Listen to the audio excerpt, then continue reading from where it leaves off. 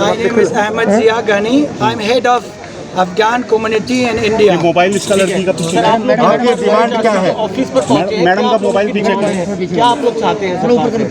अब अभी सबका पता है कि अफगानिस्तान का हालत क्या चल रहा मैडम मोबाइल है। अभी इमरजेंसी हालत है अफगानिस्तान और अफगान रिफ्यूजी के लिए एवरीवेयर, और अफगान रेजिडेंट्स जो अफगानिस्तान में रहते हैं उसके लिए भी। फिर हम 3 डिमांड है इनसे। पहले सब अफगानी का जो अफगानिस्तान के सिचुएशन से थ्रू इनका रिफ्यूजी स्टेटस मिलेंगे, उनका अच्छे से तरह पेपर मिलेंगे, जो LTV visa long term visa में हम चाहिए। और दूसरा ये जो एम्बेसीज जो वो एम्बेसी सब अनाउंस किया कि हम अफगान का रीसेटलमेंट का दे देंगे, फिर उसके लिए हम एक सपोर्ट लेटर चाहिए UNHCR का। उनके साथ एक बातचीत शुरू करेंगे ये UNHCR इन दिल्ली के इंडिया, ये जो कनाडा है या ऑस्ट्रेलिया है, USA, ये सब अभी रेडी है रिफ्यूजी मानने के लिए। बोले ये लोग हमारे लिए तो वो सपोर्ट लेटर नहीं दे रहे हैं। और दूसरा प्रोटेक्शन चाहिए। हम प्रोटेक्शन ये कि हमारे यहाँ खाना पीना रहना 10 साल से जैसे हम आ गए रजिस्टर किया और कुछ नहीं मिलेंगे। आपका पता है कि इंटरनेशनल लॉ के थ्रू हम सबका हक है, सबका राइट है, जो बेसिक ह्यूमन राइट के हिसाब से हमारा कुछ मिलेंगे।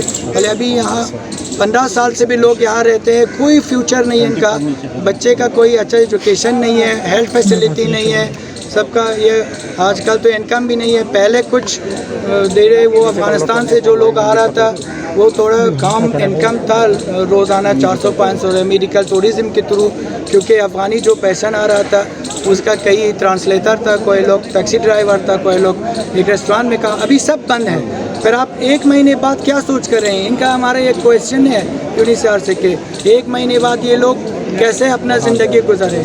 पर यही बात है कि अगर ये बेस्ट सोल्यूशन यही कि अगर आपका ये फैसिलिटी नहीं है यहाँ इंडिया इनके लिए कुछ फैसिलिटी देने के लिए, फिर जो ये कंट्रीज़ जो डोनर कंट्री वो ख़ुद अनाउंस किया कि हम रिफ्यूजी मान रहे, फिर भेज दो वहाँ, रिफ़र करो वहाँ कि ये लोग यहाँ है, इनके पास कोई इंडिया की तरफ से भी कोई सवेदार नहीं है, फिर उसका भेज दे, इंट्रोड्यूस करो।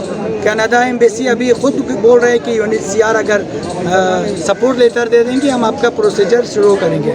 पर इसके लिए हमारा पूरा यही ख़ास है कि ये हमारा रिफ्यूजी के लिए कुछ सपोर्ट लेटर फॉर एम्बेसीज। कितने दिनों से पेंडिंग है आपका क्या यहाँ पे? बहुत सालों से। आपका पता है कि एक रिफ्यूजी आके यहाँ रजिस्टर होने पहले रजिस्टर करने के लिए एक अपॉइंटमेंट देते 18 महीने और 2 साल, उसके बाद 6 साल वेट करना पड़ेगा कि उसके लिए एक रिज़ल्ट आएंगे। वो रिज़ल्ट क्या है? रिजेक्ट। आप ये जो आप केस दिया ये रिजेक्ट है। फिर उसके बाद 2-4 साल और वेट करना, बगैर पेपर, बगैर वर्क, बगैर फैसिलिटी, इनका हेल्थ फैसिलिटी, एजुकेशन।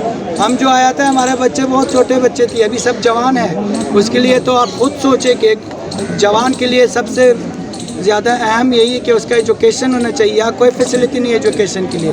जब ये कोविड के समय में हम बीमार हुआ सब अफगानी को या रिफ्यूजी का, उसका कोई फैसिलिटी ना इंडिया गवर्नमेंट की तरफ से था ना UNHCR की तरफ से कोई। अगर हम कॉल किया था कि ये बंदा मर रहा है, उसका एक एम्बुलेंस चाहिए, वो कोई एम्बुलेंस चाहिए, एम्बुलेंस भी सपोर्ट नहीं किया। वो तो मेडिकल ट्रीटमेंट का तो छोड़ दें। और बाकी ये जो आजकल इनकम नहीं है, ये सब लोग सोचे कि किराया, घर का किराया कैसे दे सकते हैं, इसका जो घर का खर्चा कैसे चल रहा है। इसके लिए तो हम लास्ट ऑप्शन अभी यही है कि हम यहाँ जब तक वेट करेंगे, जब तक इस ऑफिस के पीछे हम हैं कि ये UNHCR अपना रिस्पॉन्सिबिलिटी मानते और हमारा अच्छे से वो जवाब देते, फिर हम जाएंगे। अदरवाइज़ हमारा 2 ऑप्शन है, या यहाँ होना या मरना।